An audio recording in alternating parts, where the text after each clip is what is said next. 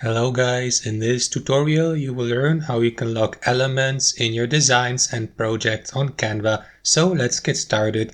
Alright, so head over to Canva and what you want to do is simply left click on the element you would like to lock. So let me go for example with that YouTube thumbnail template here and left click, let's say, on that text box here. So what you want to do to lock it is click on that lock icon here once to lock only the positioning of the given element. And if you click on that lock icon again, you will lock it entirely. So now guys, if I click on that element here on the text box, I won't be able to do anything with it.